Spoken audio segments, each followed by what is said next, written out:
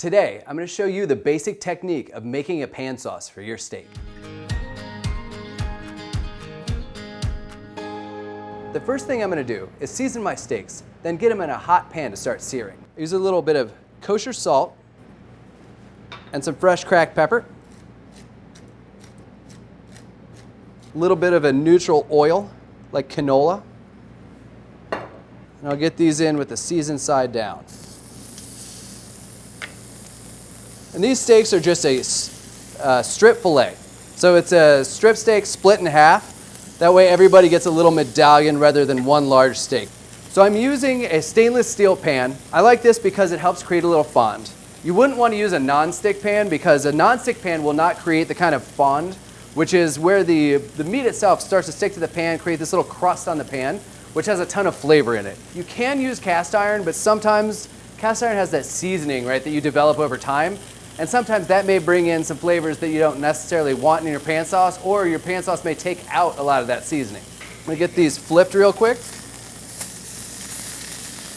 I can tell they were ready to flip because they release easily from the pan.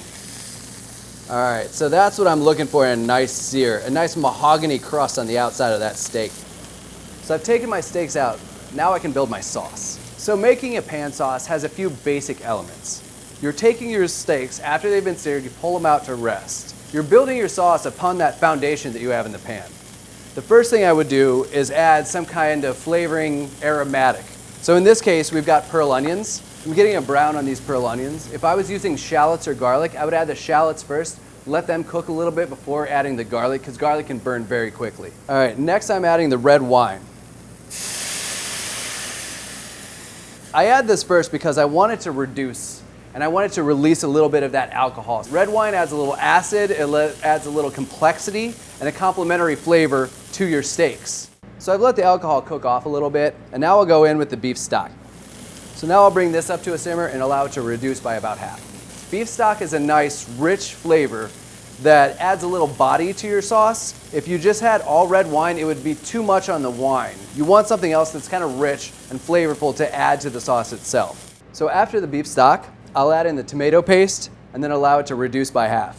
So tomato paste is a nice thickener. Again, it's rich, it gives body, it has a little bit of acidity to it, and it goes well with a red sauce. You could use a mixture of cornstarch and water, like a slurry. You could use a butter and flour mixture known as a roux to thicken as well. So now I'm trying to distribute the tomato paste into the sauce so it's evenly incorporated. That way it thickens consistently, and by doing this, I'm also helping to bring the fond off the bottom of that pan.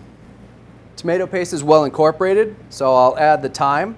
I'm going to turn this down from a hard boil to a nice simmer so it reduces gently. All right, so it's just the consistency I want. It's slightly syrupy, and when I drag my spoon across the bottom of the pan, I can see it kind of holds a line. So that's a nice thickness for a sauce like this. So the next thing I'm going to do is add in a little bit of butter. Just I want to finish this off with the butter. It adds a sheen, it adds a rich flavor, and it makes it kind of luxurious. So you want to keep the butter moving as you add it to the sauce. It helps to emulsify it in. You don't want it just melting and pooling up on top. You want it to emulsify into the sauce. All right, now I'm going to add the steaks back. I cook these steaks to rare, so I want to put them back, kind of glaze them with that sauce and just bring them up to that medium rare. These can continue to cook for just a few minutes while I go get my plates ready. All right, now these are nice and glazed on that side.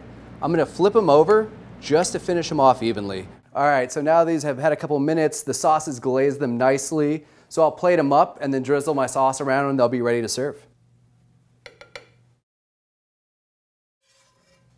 So once you get the basics of making a pan sauce, it's pretty easy to improvise and play around with all the ingredients that go into it. You just want to build it nicely and use up all that flavor you've already built in the bottom of your pan. There's a classic technique on how to make a pan sauce at home. Now you have a great way to impress your friends and family.